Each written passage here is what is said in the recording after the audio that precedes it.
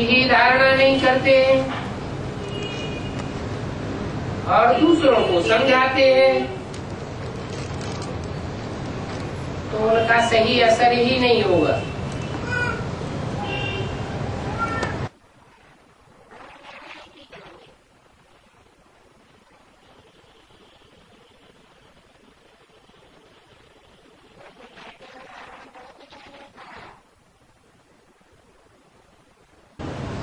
वेद शास्त्र हाथों में दिखाए जाते हैं चित्रों में,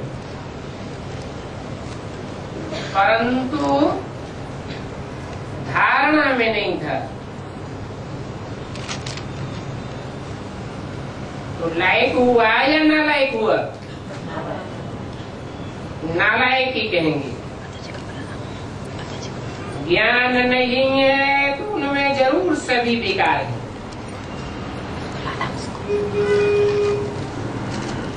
क्योंकि विकार मनसा में तो आते हैं ना, मनसा में भी ना आए ऐसी अवस्था को प्राप्त करना है।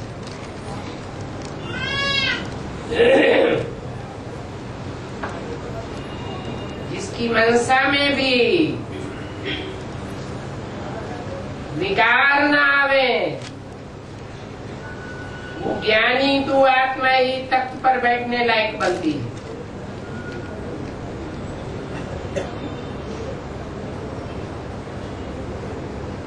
नहीं तो अनपढ़े पढ़े आगे भरी ही डूबेंगे।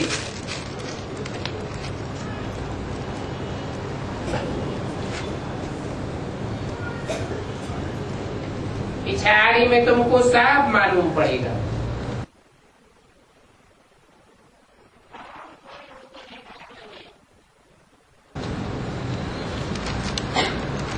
और कौन ज्ञान की धारणा में पास होते हैं? इसमें आसुरी गुण तो बिल्कुल ही नहीं चाहिए। जो आसुरी गुण वाले होते हैं उनको गुंडा कहा जाता है।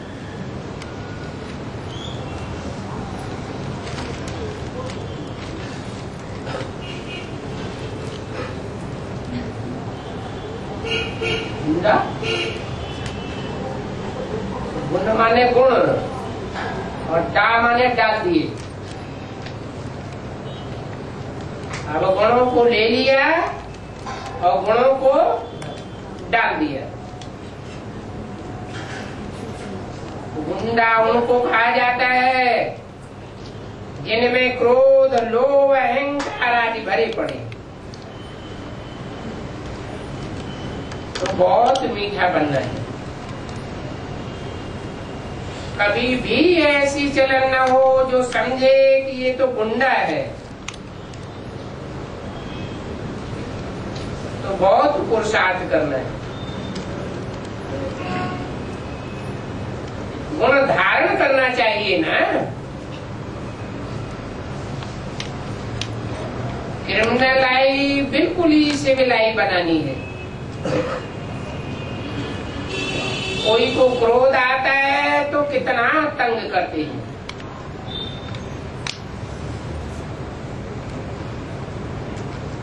जो क्रोधी होगा उसमें काम का अंश जरूर होगा।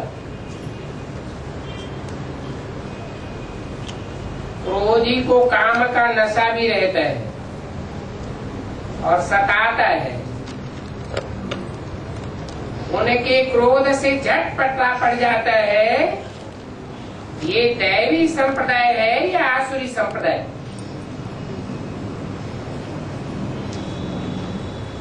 ज्ञान के बगैर है ही डॉग्स।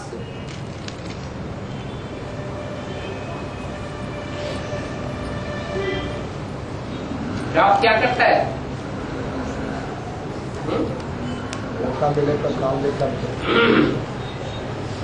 ऐसे ही भौंकता रहता है। क्रोध में आकर कुत्ते भौंकते हैं ना। कोई क्रोध करते हैं तो कहते हैं ना कूतरे माफिक भूं भूं क्यों करते हो।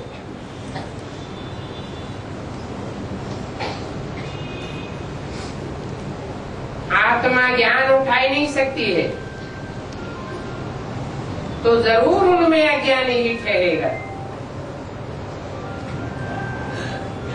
सब कोई शांति शांति मांगते हैं,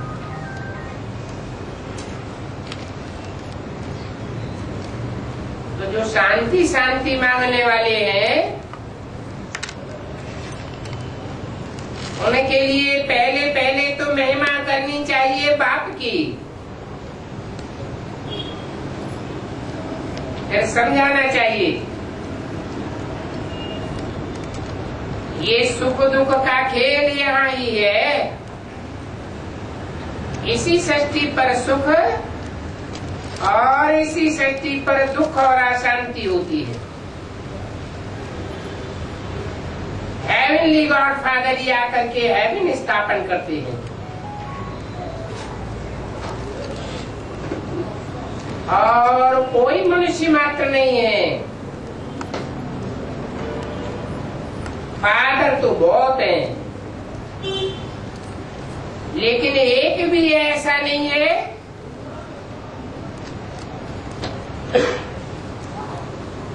जो हेवन स्थापन कर सके।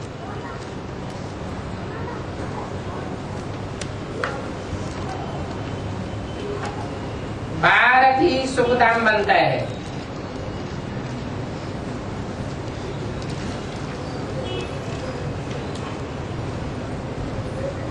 और धर्मकंड सुखधाम क्यों नहीं बनते?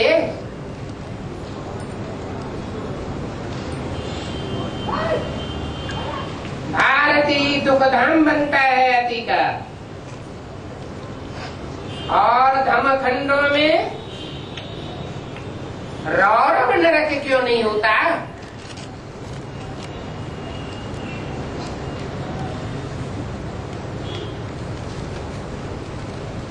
क्या कारण है?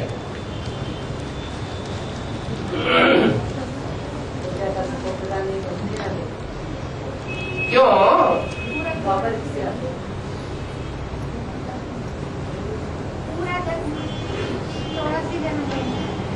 हाँ, जो बड़ा बच्चा होता है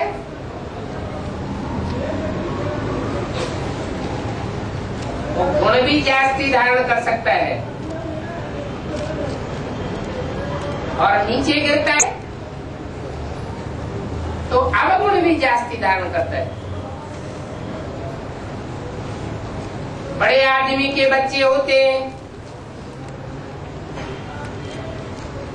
और गरीब आदमियों के बच्चे होते हैं।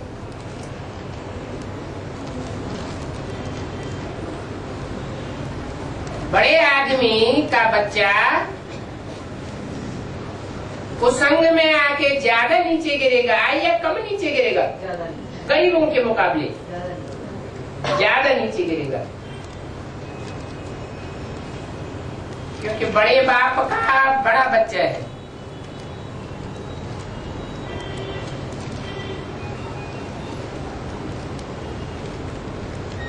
छोटे आदमी के बच्चे होते हैं, उनकी महत्वाकांक्षाएं छोटी होती है, और बड़े आदमी के बच्चे की महत्वाकांक्षा बड़ी होती है। ये तो ऊंच से ऊंच बाप है, तो जो ऊंच से ऊंच बाप के ऊंच से ऊंच बच्चे हैं, तो गिरते हैं तो बहुत नीचे गिर जाते हैं, और तेजी से नीचे गिर जाते हैं, और उठते हैं। एक सेकंड में ब्रह्मा सो विष्णु बन जाता है।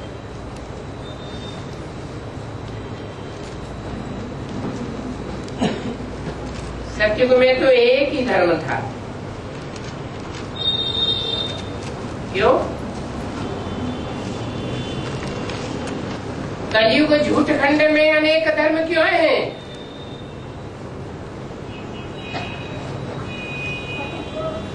क्योंकि सत्य एक ही होता है और झूठ अनेक प्रकार के रूप धारण करता है। मनुष्य मानते भी हैं एक राज्य हो, एक राजा हो, नहीं तो कितने कितने डायरेक्शन निकालते रहते।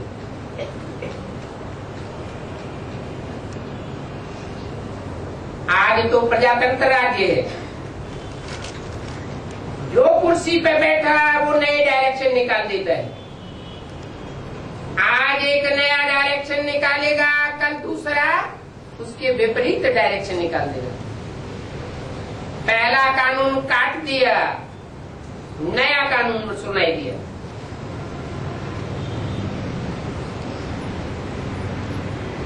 सत्युग में तो एक ही धर्म था, अभी वो एक धर्म प्रायः लोप है।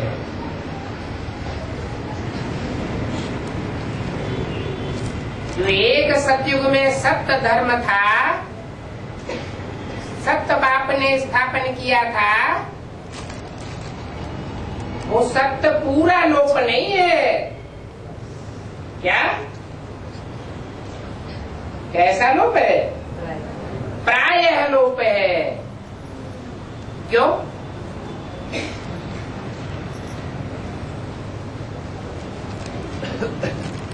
भक्तों ने गीता में भी लिखा है, झूठी गीता में भी ये लिखा हुआ है। क्या? नासते विद्यते भावो, असत्य के पांव नहीं होते। ये झूठ होता है, उसके पांव नहीं होते। और सत्य कभी विनाश नहीं पाता, सत्य सदैव ही रहता है।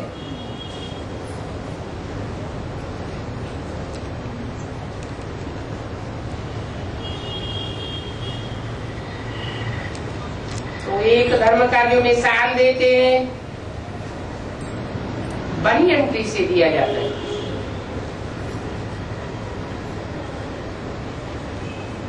उसमें क्या प्राय लोप हो जाता है? पत्ते लोप हो जाते हैं, टहनियां लोप हो जाती हैं, फले या फूल लोप हो जाते हैं, या तना लोप हो जाता है। तना कैसे निकलता है? जड़ से। चलो, तना नहीं दिखाई देता,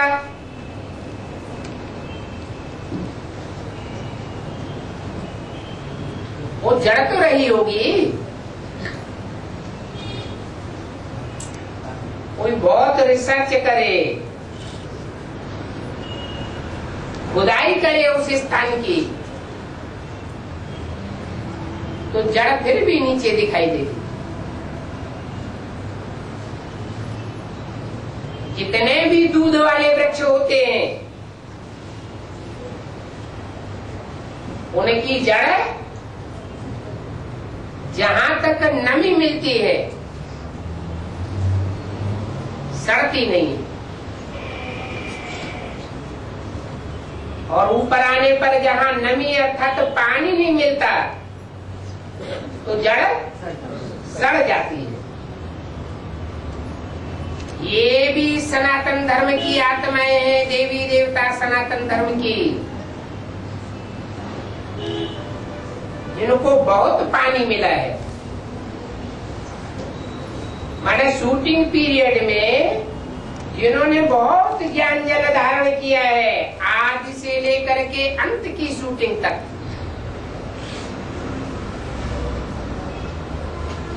तो वो सड़ते नहीं है। इसलिए कहा कि देवी देवता सनातन धर्म प्रायः लोप हुआ है।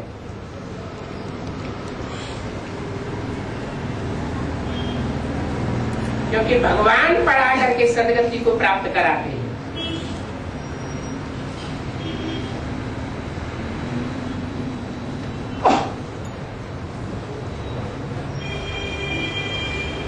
भगवान माना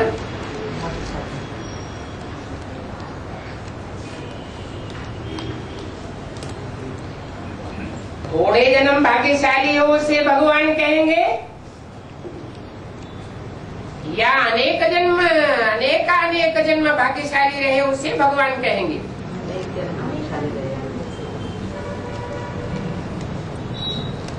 और एक जन्म में दुर्भाग्यशाली हो जाए तो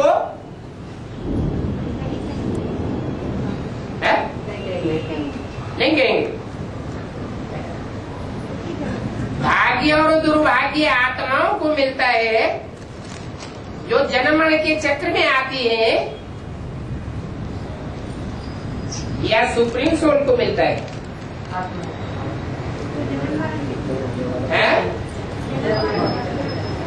जो जन्म मरण के चक्र में आने वाली आत्माएं हैं उनको कहा जाता है भाग्यशाली या दुर्भाग्यशाली।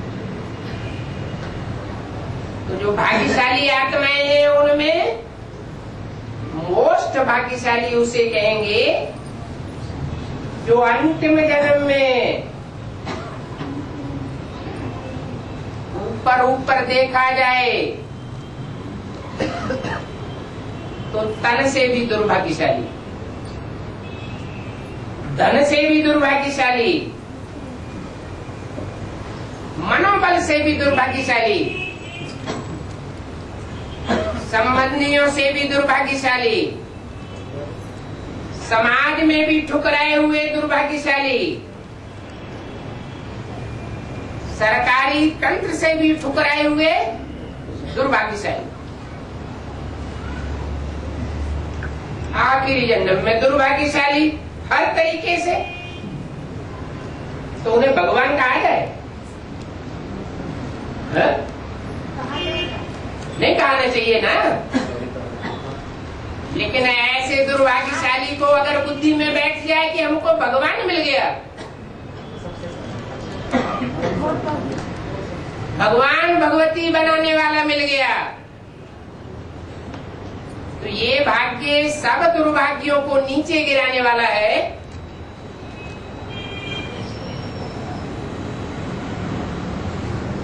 या नहीं है?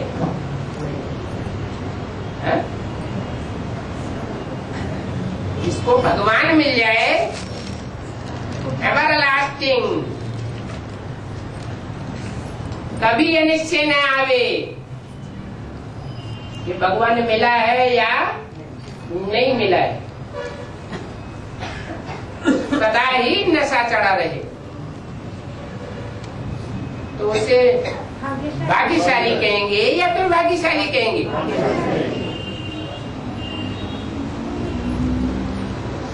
तो भगवान किसे कहा जाए? जो अंतिम जन्म में भी सबसे जास्ती भाग्यशाली है, भले दुनिया की नजरों में दुर्भाग्यशाली, लेकिन भगवान की नजर में, जो भगवान बनाने वाला है उसकी नजर में भाग्यशाली है। अपनी नजर में, अपनी नजर में भी भाग्यशाली है। मनुष्यों की गीता पढ़ते पढ़ते दुर्गति ही होती जाती है, और भगवान की गीता पढ़ते पढ़ते सदगति होती जाती है।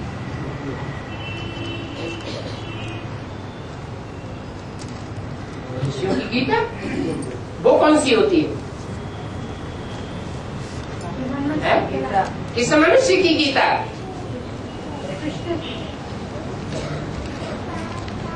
उसमें कोई मनुष्य होता है? कृष्ण भगवान नहीं हो सकता। क्यों? है? वो आखिरी जन्म में अपने को भाग्यशाली नहीं समझता है? भाग्यशाली समझता है कि नहीं? समझता है। फिर अरे राम की आत्मा, राम जिसे बाप कहा जाता है मनुष्य शक्ति का, वो भी अटल निश्चय बुद्धि, और कृष्ण की आत्मा भी अपने को भाग्यशाली समझती है, अपने से बड़ा भाग्यशाली और किसी को नहीं समझती। तो तो उसे भगवान क्यों नहीं कहा जाए? बच्चा है। बच्चा है? क्या बच्चा है? कृष्ण तो बच्चा है। अरे आप जो बात हो रही है वो बताइए। बच्चा भाग्यशाली नहीं हो सकता?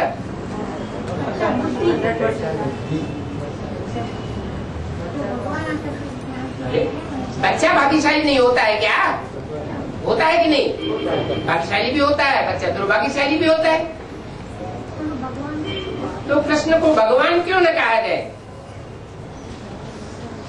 कृष्ण की गीता भगवान की गीता क्यों न कही जाए? मनुष्य की गीता क्यों कही जाए?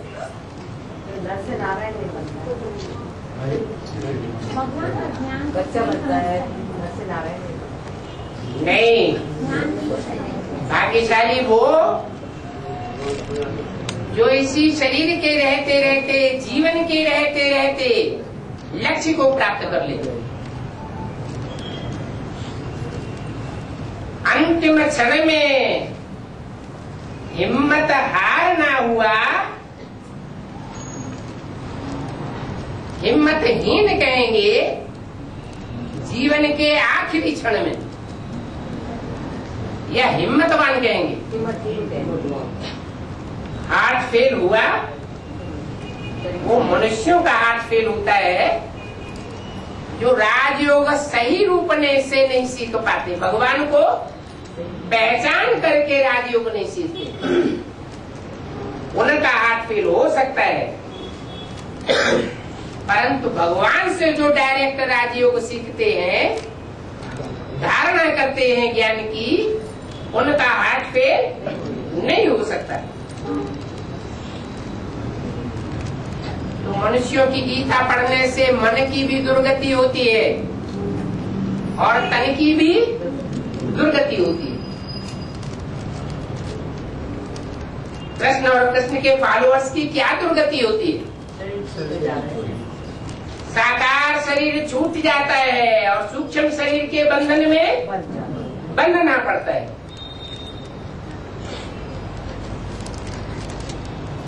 तो दुर्गति कहेंगे या सदगति कहेंगे? सूक्ष्म शरीर धारण करना ये सदगति है या दुर्गति है? क्यों? तो ब्रह्मा कुमार कुमारी यहाँ पक्का बैठा हो तो तुमको जवाब दे। वो क्या कहते हैं? नहीं, जैसे ब्रह्मा बाबा की गति हुई है, सूक्ष्म बतन में जाके बैठ गए, वैसे हम भी सूक्ष्म बतन में जाके बैठ जाएं, यही हमारी सदगति है। लेकिन उसे सच्ची गति नहीं कहेंगे। सच्ची गति है जिसकी पूजा होती है भक्ति मार्ग में। भक्ति मार्ग में जो नर से डायरेक्ट नारायण बनते हैं, नारी से डायरेक्ट लक्ष्मी बनते हैं, उनके तन की पूजा होती है मूर्ति बनाकर, और मंदिर बनते हैं, महिमा होती है, उसे दुर्गति थोड़ा ही कहेंगे। तो जिस गीता से सदगति होती है, वो गीता बाप ही सुनाते हैं। मनुष्यों की सुनाई हुई गीता से दुर्गति होती है।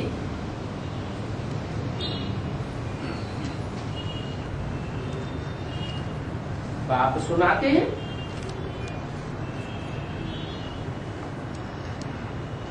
ब्रह्मा कुमार कुमारी जो गीता सुनते हैं, वो गीता बाप ने नहीं सुनाई। बाप ने सुनाई, लेकिन माँ के द्वारा, माँ के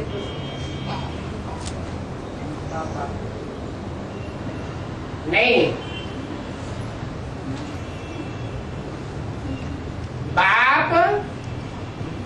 बाप ही नहीं है, वो क्या है?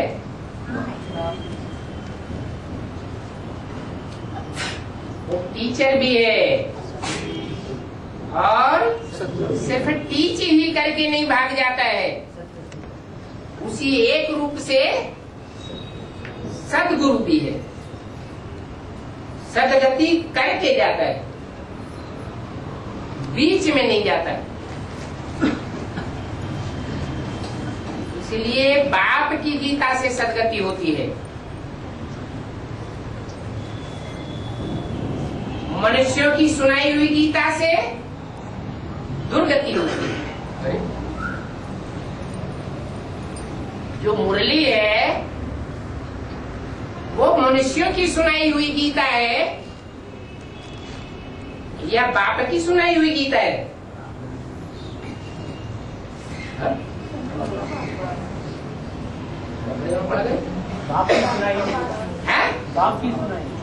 बाप की सुनाई हुई गीता है।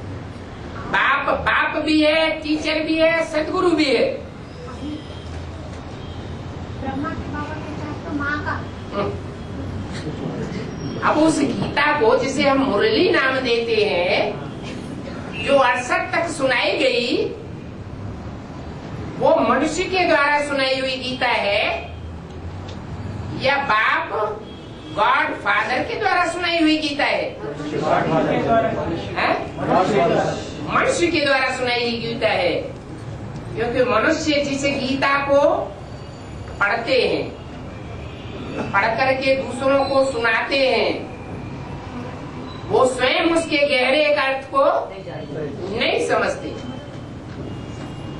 ब्रह्मा भी उस अर्थ को नहीं समझते थे, क्योंकि भक्ति मार्ग में सुनना और सुनाना होता है। सुनाया लेकिन समझा नहीं।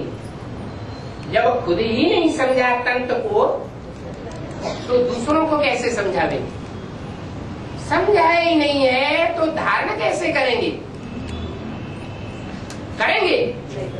नहीं कर सकते। इसलिए बोला कि गीता बाप ही सुनाते हैं तो सदगति हो जाती है। दूसरा कोई संबंध सुनाता है,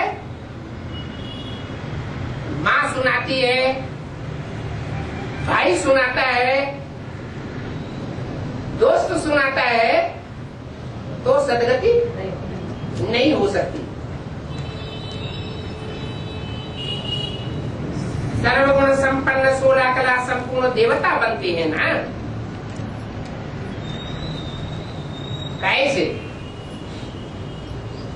बाप की सुनाई हुई गीता से सब गुणों में संपन्न बन जाते हैं, सब गुण धारण हो जाते हैं।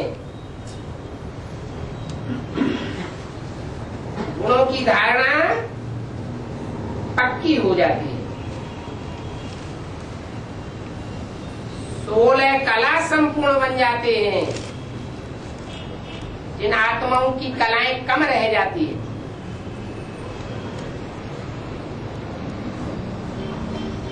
वो मनुष्यों की गीता सुनने लग पड़ते हैं या भगवान से गीता सुनते हैं?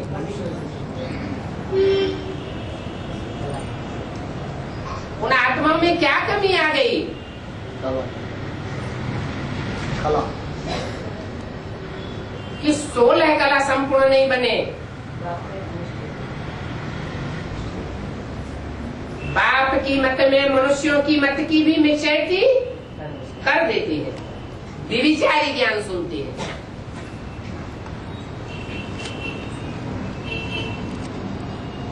सर्वगुण संपन्न 16 कला संपूर्ण देवता बनते हैं, और देवता बनाने वाला है बाप।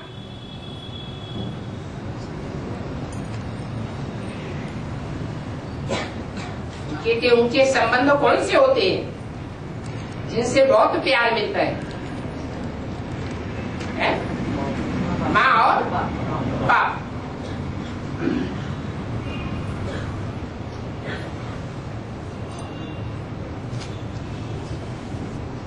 तो बाप से सदगति होती है, अम्मा से सदगति नहीं होती है? माता गुरु बगैर उद्धार हो न सके है? ये किसने बोला? अरे झूठ बोला क्या? तीन भी कोई तीसरा भी होगा। अभी कहते हैं सदगुरु सदगति दाता एक, अभी अभी कहते नहीं एक नहीं, सदगति दाता दो भी है। त्वम एव माने तू ही माता है। तू ही का मतलब ही है एक पर्सनालिटी, और जब माता ऐड करते हैं तो एक पर्सनालिटी है दूसरी पर्सनालिटी है। हाँ, अर्धनारीश्वर का जो रूप दिखाया है वो पर्सनालिटी तो वास्तव में एक ही है, परंतु उस पर्सनालिटी में माँ भी मर्ज है और बाप तो है ही है। माँ के बगैर परिवार की पालना नहीं हो सकती, क्योंकि पुरुष साफ दुर्योधन दुशासन है। तो जो अर्धनारीश्वर का रूप दिखाया हुआ है वो क्या साबित करता है कि माँ के रूप में भी पालना देते हैं। वो माँ का रूप जगदम्बा नहीं कहा जाता है, जगत की अम्बा या भारतवासियों की अम्बा है। उसमें सिर्फ जो भारतवासी पक्के 84 जन्म लेने वाले देवता हैं वो उस ज्ञान की धारणा करेंगे, या कम जन्म लेने वाले भी धारणा करेंगे, पालना लेंगे।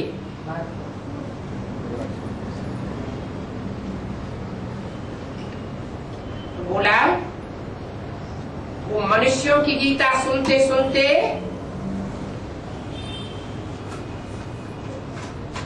हमारे में कोई गुण नहीं, गुणहीन बन गए। तो बाप बच्चों को कितना समझाते हैं,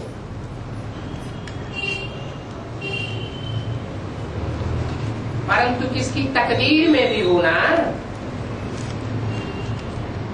समझाते हैं। बाप कितना समझाते हैं तो भी तकदीर क्यों नहीं बनती?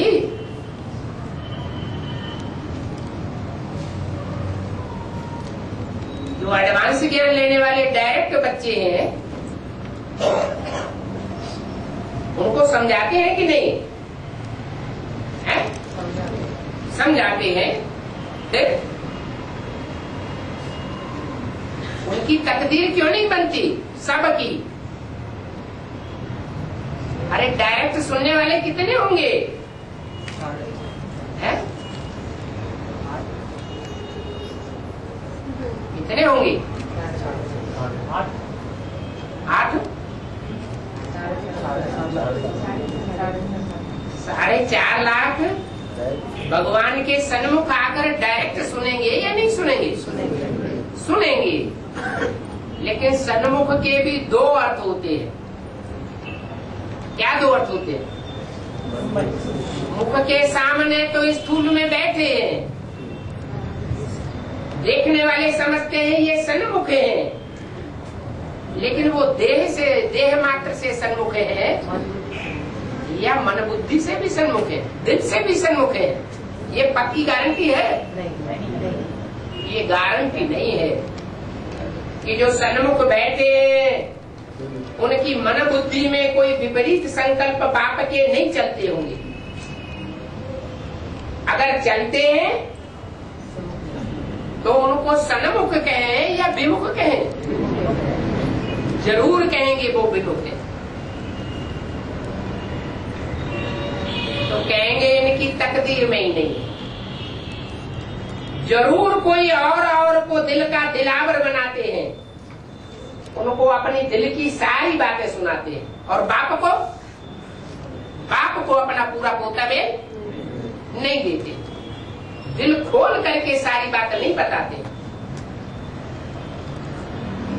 बाप कितना समझाते हैं, परंतु किसकी तकदीर में ही न हो तो बाप क्या करेंगे? ये तकदीर कैसे बनती है? तकदीर भगवान बनाता है। कौन बनाता है? हर आत्मा अपना शत्रु अपना मित्र खुद ही है। भगवान किसी का शत्रु नहीं होता है, भगवान तो सबका मित्र है। हाँ, स्वतंत्रता सबको देता है। क्या कोई चाहे तो बाप की ओर भागे, न दिल लगे तो जिससे दिल लगती हो उसकी ओर भागे। बाप क्या कहते हैं? स्वतंत्र रहो और स्वतंत्र रहने दो।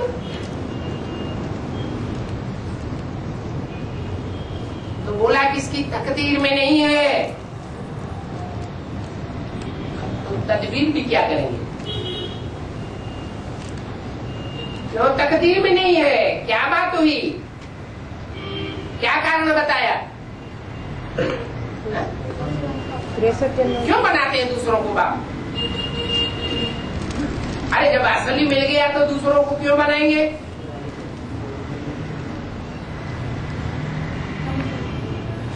अरे बाप को पहचाना ही नहीं। बाप की पहचान पक्की मिली ही नहीं। अगर पक्की पहचान मिली होती तो कभी दूसरों के चंबे में ना आते। बाप को जानते ही नहीं, बार बार बाप को भूल जाते। बाप इतना समझाते हैं, एक एक शब्द का हिज्जे हिज्जे करके समझाते हैं, फिर भी बाप को भूल जाते हैं। बाप को भूलने से निर्धन के बन जाते हैं। बन जाते हैं, निर्धन के बन जाते हैं। निर्धन किसको कहा जाता है?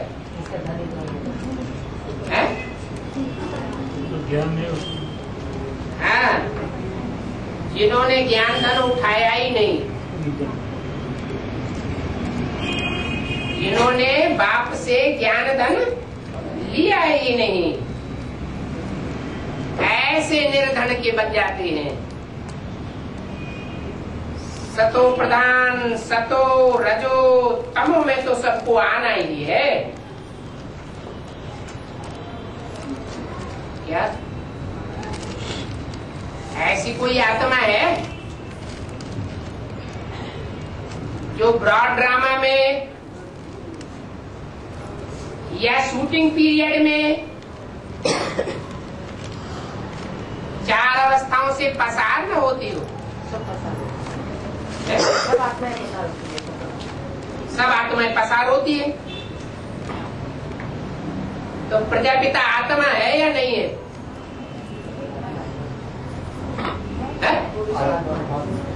आत्मा तो है। 4 अवस्थाओं से पसार होती है नहीं होती है? फिर अच्छा, शूटिंग पीरियड में 4 अवस्थाओं से पसार होती है या नहीं होती है? होती है।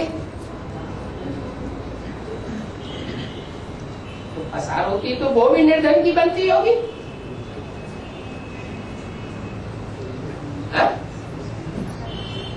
अरे तमो प्रधान शूटिंग करती होगी तो निर्धन की बनती होगी या नहीं बनती होगी? पक्का पक्का नहीं बोलते सब। निर्धन की बनती होगी तो फिर अंतर क्या हुआ? हाँ, परसेंटेज का अंतर पड़ जाता है। क्या परसेंटेज?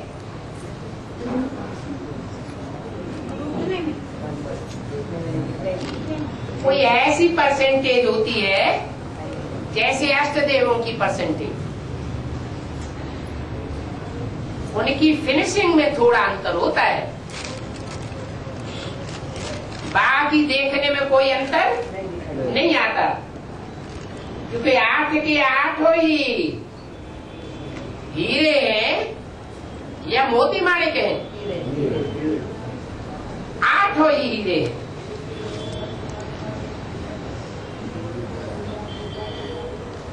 हाँ, शांति स्थापन करने वाला बाप ही है। उन 8 में भी कोई बेहद का बाप का टाइटल धारण करने वाला है या नहीं है?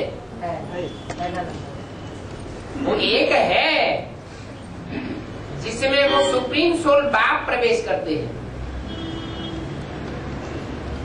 जो बाप अभी शांति स्थापन कर रहे हैं, ये पुरुषोत्तम संगम युग है।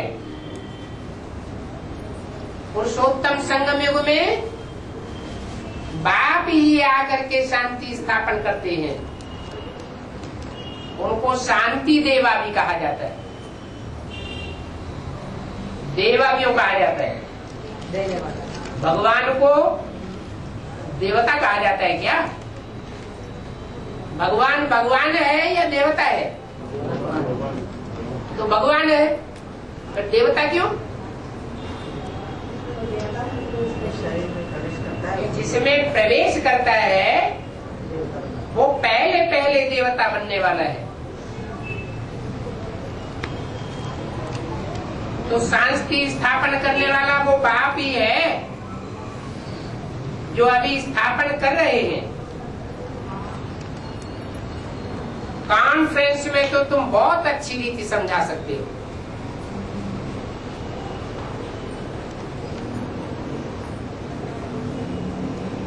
अनेक धर्मों के गुरु लोग तो कॉन्फ्रेंस में बहुत आते हैं, परंतु ये सब हैं कलयुगी गुरु लोग। ये कलयुगी गुरु लोग अशांति पैदा करेंगे, मतांतर फैलाकर, या शांति पैदा करेंगे? तो अशांति ही पैदा करेंगे। उनके पास वो पॉइंट ही नहीं है, जानकारी ही नहीं है। कौन से पॉइंट की? नहीं, वो पॉइंट की जानकारी नहीं है कि तुम सब आत्मा एक परमात्मा बाप के बच्चे हो।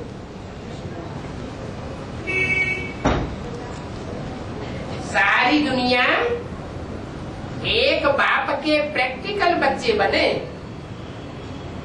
तो दुनिया में शांति स्थापन होगी, या अनेक बाप के बच्चे बनेंगे तो शांति स्थापन होगी? भाई भाई का प्यार प्रैक्टिकल में कब पैदा होगा? जब एक बाप के बच्चे अंतर मन से समझे। एक तो देवान भरा हुआ है,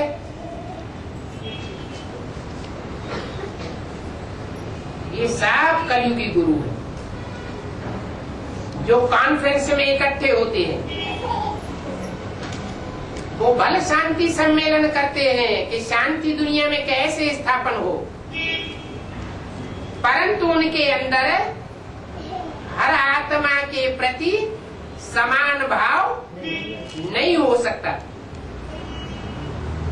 अपने चेलों के प्रति पक्षपात रहेगा और दूसरों के प्रति पक्षपात। अब बाबा ने तो समझाया, इस पॉइंट पर रोज क्लास करो, हर एक समझावे तो पता पड़ जाएगा बुद्धि में कितनी धारणा होती है। परंतु सब तो एक जैसे हो नहीं सकते। पुरुषार्थ करना चाहिए ऊंचते ऊंचे बनने का।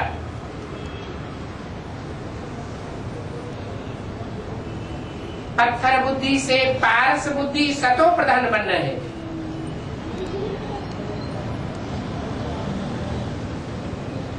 जितना जो सतो प्रधान बना होगा उतना ही समझ सकेंगे और उतना ही दूसरों को समझा सकेंगे। नहीं समझा होगा तो खुद भी नहीं समझेगा और दूसरों को भी नहीं समझने देगा।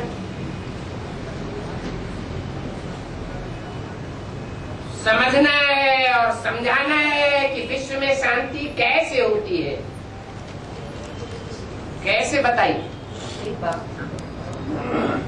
जब सारा विश्व एक बाप का प्रैक्टिकल बच्चा बने, बनेगा? है?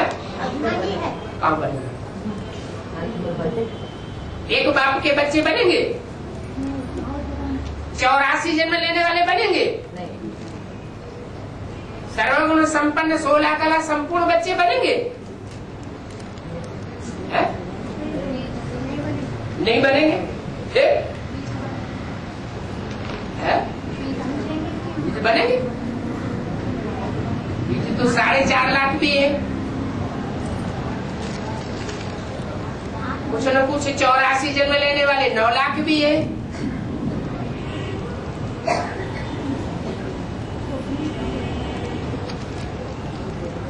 तो सब बच्चे बनेंगे या बच्चियां भी बनेंगी? हाँ? सब बच्चे बनेंगे। हैं? कुछ बच्चे बनेंगे और कुछ माँ की ओर ढुलक जाने वाले बच्चियां बनेंगी। जो बच्चियां बनेंगी उनमें कम ताकत होगी या जो बच्चे बनेंगे उनमें कम ताकत होगी? बच्चियों में ताकत कम होती है और बच्चों में ताकत जास्ती होती है। तो बोला ये बातें समझाने वाले तुम ही हो और कोई इन बातों को नहीं समझा सकता। मूल बात ये है। क्या क्या मूल बात है? कि सारी दुनिया एक बाप के बच्चे कैसे बने, बच्चियां नहीं। क्या? हाँ, बच्चियां होंगी तो कोई न कोई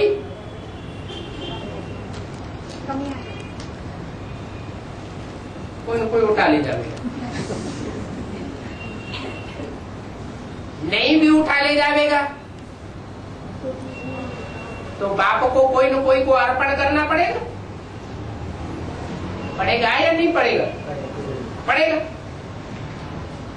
तो एक परिवार की होगी या दो परिवार की हो जाएगी? तो मूल बात है एक बाप के बच्चे बने प्रैक्टिकल में। तो क्या ऐसा होगा? है? होगा। इस दुनिया में 500 करोड़ है, सब एक बाप के बच्चे बनेंगे? है? बनेंगे? है? एक बना एक में शांति स्थापन होगी। छोटा सा परिवार। हाँ, परिवार की कोई तो इकाई होगी एक। वसुधैव कुटुंबकम कहा जाता है तो कोई तो एक वसुधा होगी। जिस वसुधा में एक ऐसा कुटुंब होगा, जिस कुटुंब के ऐसे भांति होंगे जो सब आपस में भाई भाई की स्टेज वाले होंगे, उनमें एक भी बहन की स्टेज वाला नहीं होगा। वो कौन सा होगा? होगा या नहीं होगा? होगा।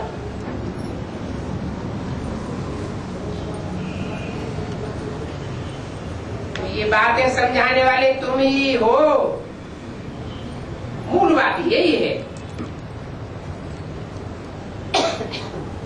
मनुष्य तो बिल्कुल ही पत्थर बुद्धि है, बिल्कुल ही पत्थर बुद्धि है। माना उनकी बुद्धि में ये बात नहीं बैठ सकती क्या ऐसा भी दुनिया में कोई एक परिवार होगा जिनकी दुनिया ही अलग होगी, है? वो तो दुनिया में अखबार पढ़े जाते होंगे, है? अखबार पढ़ने में दिल लगती होगी, अखबार पढ़ने का टाइम मिलता होगा, नहीं मिलता होगा। क्यों? 24 घंटे सबको मिलते हैं, तो 24 घंटे उनके क्या 1 घंटा बन जाएगा, है?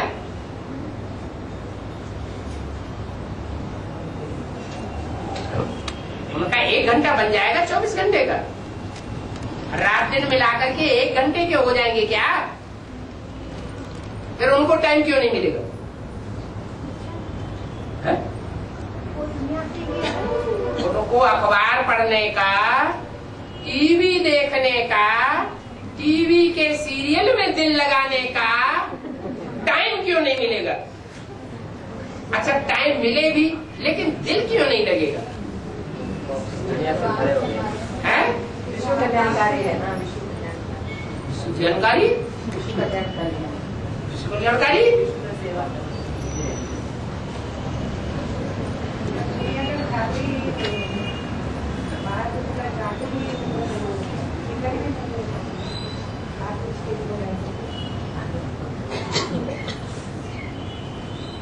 बिल्कुल ही पत्थर बुद्धि उनको कहा जाता है। वो कांटों के जंगल हैं, इनको टाइम का ज्ञान ही नहीं है कि अभी टाइम कौन सा चल रहा है। जब फाइनल परीक्षा निकट आती है तो स्टूडेंट के लिए टाइम की वैल्यू बढ़ जाती है या कम हो जाती है? वैल्यू बढ़ जाती है। समझते हैं कि अब फाइनल पेपर होने जा रहा है, रातों रात जितना पढ़ करके बुद्धि में डाल लेंगे वो बहुत पक्का हो जाएगा। हो जाएगा या नहीं? बहुत पक्का हो जाएगा। तो उनको टाइम की वैल्यू का पता पड़ गया ना। और जिनको टाइम की वैल्यू का पता ही ना पड़े तो अपने समय को सदुपयोग करेंगे या दुरुपयोग करेंगे? सदुपयोग का टाइम का वैल्यू मालूम पड़ेगा। जिनको पता ही नहीं पड़ा, ज्ञान की इतनी धारणा ही नहीं की ये कौन सा टाइम चल रहा है, कौन सा टाइम चल रहा है, क्या किसी को नहीं मालूम कि फाइनल पेपर शुरू हो चुके हैं या नहीं हो चुके हैं? फाइनल पेपर आने वाला है, वो बता रहे हैं फाइनल पेपर आने वाला है, रिजल्ट भी आउट हो गया। लो ये तो बहुत अंतर की बात हो गई।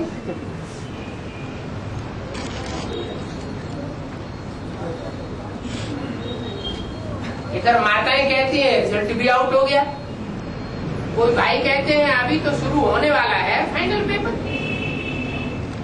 रिजल्ट की तो अभी बात ही नहीं है? ये इतना वास्ट डिफरेंस कैसे है? अरे पढ़ाने वाला टीचर एक ही है या अलग अलग है? एक ही है। तो पढ़ाने वाला टीचर दो बातें पढ़ाता है क्या? है? समझ में अंतर है? इतना वास्ट डिफरेंस कैसे? एक कहता है कि फाइनल पेपर शुरू हो चुका, उसका रिजल्ट भी निकलना शुरू हो गया, और दूसरा कहता है अभी होने वाला है। अच्छा सच्चाई क्या है? बोलो, भाई तो बोलो है? अरे दो बातों में एक ही सच्ची होगी या दोनों सच्ची होगी? तो कौन सी बात सच्ची है? होने वाला है। अच्छा हाथ उठाओ, कौन कौन होने वाला? कैमरा उठाओ। जो कहते हैं होने वाला है वो भी हाथ उठाओ, फिर उनसे भी हाथ उठवाएंगे। जो कहते हैं अभी नहीं हुआ है, नहीं, वो कहते हैं होने वाला है, हुआ नहीं है, वो भी हाथ उठाओ। और कोई कहते हैं शुरू हो चुका है फाइनल पेपर और उसका रिजल्ट भी निकल रहा है। अच्छा, जो कहते हैं कि फाइनल पेपर शुरू हो चुका है और रिजल्ट भी निकल रहा है, वो आप बताओ पहले।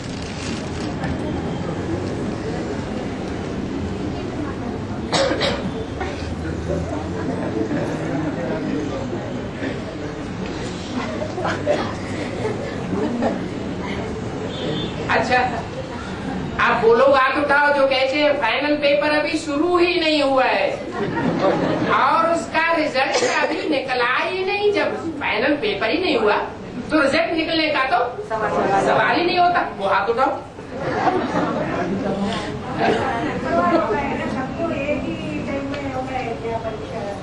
हम जो हाथ उठाने की बात है वो हाथ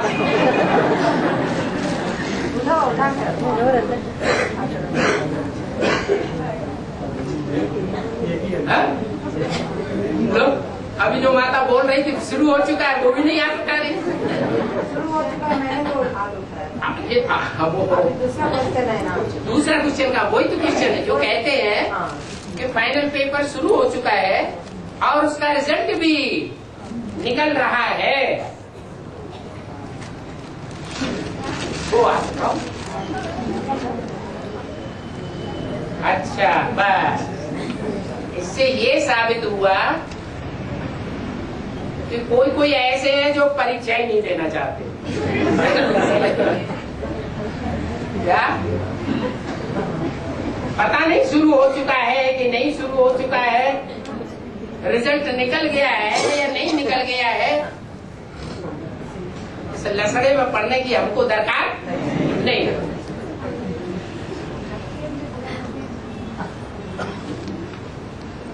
अच्छा, इसका मतलब क्या कहें कि मुरली से और अव्यक्त वाणी से इतना लगाव नहीं है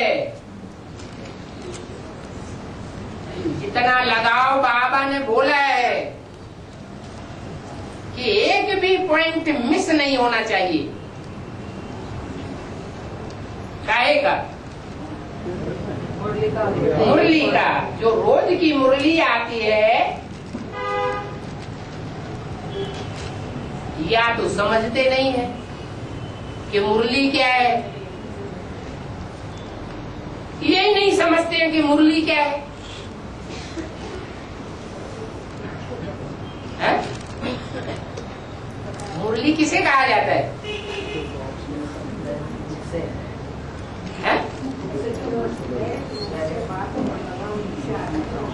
अच्छा, ब्रह्मा के मुख से जो निकला वो मुरली नहीं है, है? मुरली है लेकिन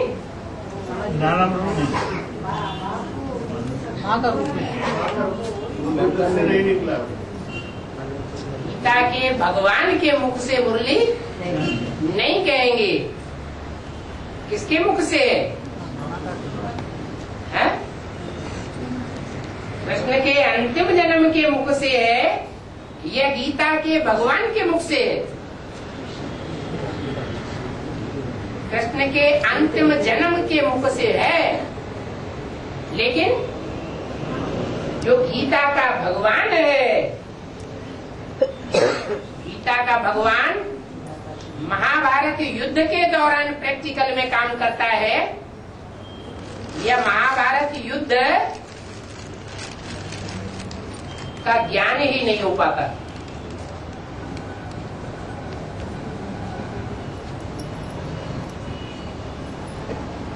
ब्रह्मा के टाइम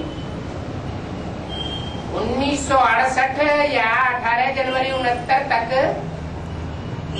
प्रैक्टिकल महाभारत युद्ध कहें या न कहें? कहेंगे? नहीं कहेंगे।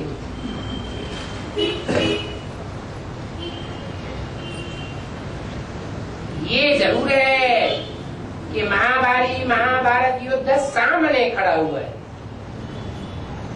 अभी भी महाभारत युद्ध सन्नद्ध है या दूर है? सन्नद्ध है। तो जरूर गीता का भगवान भी प्रैक्टिकल में सन्नद्ध होगा, सामने होना चाहिए।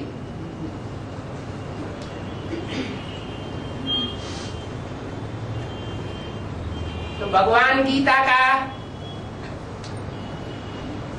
वो मुरली सुनाता है, मुरली सुनाता है या अव्यक्तवाणी भी सुनाता है?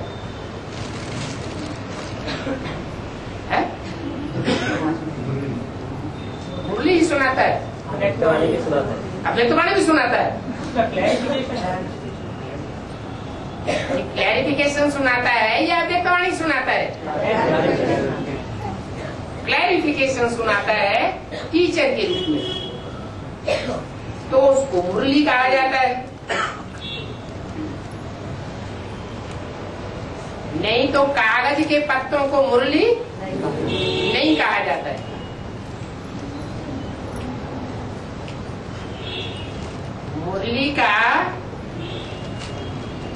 मुरली के महत्व का प्रूफ क्या है?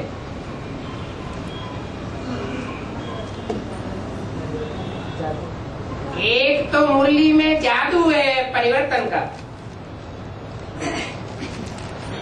और दूसरी बात मुरली में आकर्षण है। मुरली सन्मुख को कहा जाता है, या सन्मुख न हो प्रैक्टिकल में तो भी मुरली हम पढ़ सकते हैं, सुना सकते हैं। सन्मुख जो सुनते हैं वही वास्तव में मुरली, उसको कहेंगे फर्स्ट क्लास मुरली, क्योंकि उसमें वाइब्रेशन भी मौजूद है। सुनाने वाले बाप की दृष्टि भी मौजूद है, वर्षंस भी डायरेक्ट मौजूद है। कोई चाहे कोई बात न भी समझे या बिल्कुल न समझे तो थोड़ा इशारे से पूछ भी सकता है, तो जवाब मिलेगा या नहीं मिलेगा? मिलेगा। कागज की मुरली से या टैप रिकॉर्डर से या टीवी में जो भी सीडी सुनाई जाए, चलचित्र में जो देखा जाए, उससे जवाब मिलेगा क्या? इसलिए बोला कि फर्स्ट क्लास मुरली क्या है, सेकंड क्लास मुरली क्या है, गुड सेकंड क्लास मुरली क्या है, और थर्ड क्लास मुरली क्या है। किताबें पढ़ पढ़ के विद्वान आचार्य पंडित महात्मा बनने वाले वो किताबी कीड़े तो हो सकते हैं, लेकिन किताब हर प्रश्न का जवाब नहीं दे सकती।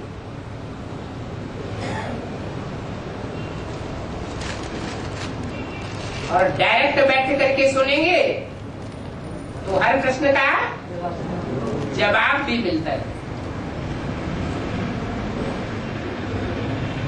तो मुरली जो रोज की है वो सुनते हैं या नहीं सुनते हैं, इस पर सारा मदार आ जाता है।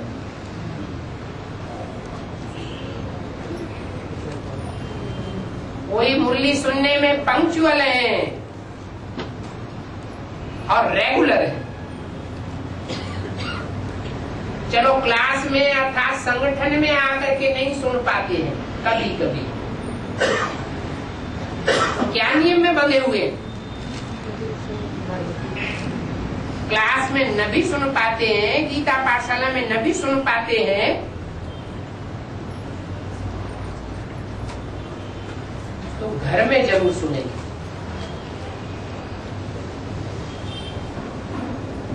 मिस नहीं करेंगे। ऐसे जो नियम पर पक्के रहने वाले हैं, सिर्फ नियम पूर्वक नहीं, लगन पूर्वक, तो जो लगन पूर्वक सुनने और पढ़ने वाले हैं, उनकी बुद्धि में जरूर बैठ जाना चाहिए कि अभी कौन सा समय चल रहा है। फाइनल पेपर शुरू हो चुके हैं या नहीं हो चुके हैं? हो चुके हैं। अभी हाथ उठाने वालों ने तो 10% भी नहीं हाथ उठाए।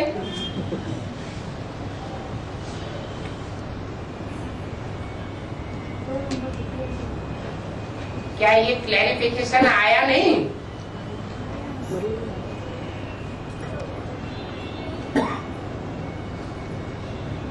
कि अष्टदेव जल्दी जल्दी प्रत्यक्ष होने वाले हैं।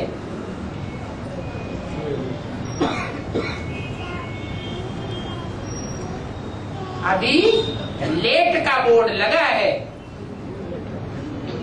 लेकिन टू लेट का बोर्ड नहीं लगा है। लेट का बोर्ड किस हिसाब से लगा है?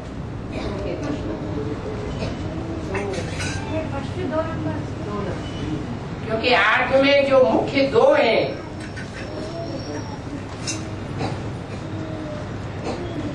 सूर्य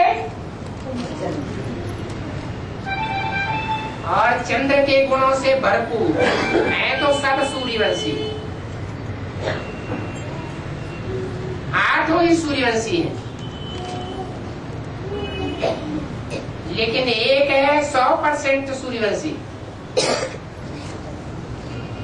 और दूसरा सूर्यवंशी होते हुए भी उसमें कौन सा गुण विशेष है?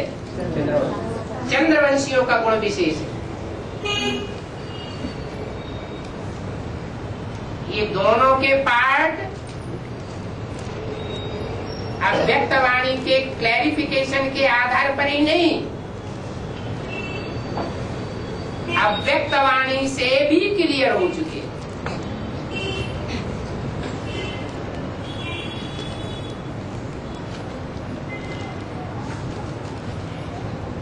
तो जब 2 का रिजल्ट निकल चुका, तो फाइनल पेपर शुरू हो गया या रह गया? फाइनल पेपर क्या है? नष्टो मोहा स्मृति लब्धा। पेपर में हो तो पक्के पास हो गए।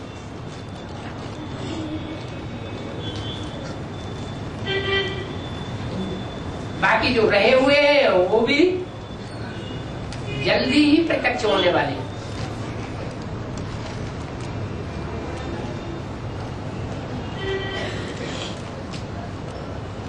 तो बताया, एक भी पावरफुल ग्रुप तैयार होने पर, माला में कितने ग्रुप हैं? 9 ग्रुप हैं, 12 नेमा 108। तो कौन सा एक पावरफुल ग्रुप है जो तैयार होने पर एक ग्रुप दूसरे ग्रुप को खींचते हुए अंत में 108 की माला प्रत्यक्ष हो जाएगी? तो पहला ग्रुप कौन सा हुआ और कितनों का हुआ? 8 से ग्रुप नहीं बनता, 12 से बनता है। क्या स्थापना करने वाले स्थापना कर दे और पालना करने वाले पालना करके दिखा दे, और जो कचड़ पट्टी भरी हुई है का विनाश न हो तो नई दुनिया बनेगी? नहीं बनेगी। इसलिए विनाशकारियों का भी ग्रुप चाहिए, और वो भी सूर्यवंशियों में से चाहिए।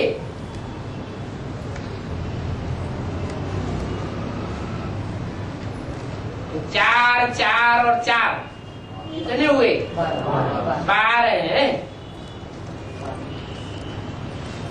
वो एक ग्रुप पावरफुल प्रत्यक्ष होगा तो दूसरे ग्रुप को अपनी तरफ आसानी से खींच लेगा। 2 ग्रुप तैयार होंगे तो तीसरा ग्रुप जो नजदीक होगा उसको भी खींच लेगा। अब हिसाब समझ में आ जाना चाहिए। पहला ग्रुप कौन सा? सूर्यवंशी। दूसरा ग्रुप कौन सा? चंद्रवंशी। फिर तीसरा ग्रुप कौन सा? इस्लामवंशी।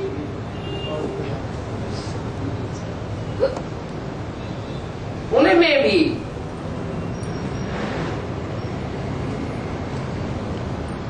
पहले कौन मरेंगे? माया का ग्रुप पहले मर जाता। इसलिए दुनिया में जो 63 जन्मों की हिस्ट्री है उसमें सबसे जास्ती राज्य कौन से ग्रुप ने किया? इस्लामियों ने सारी दुनिया के ऊपर सबसे लंबे समय तक राज्य किया। भारत की बात नहीं बताते। पावरफुल ग्रुप है।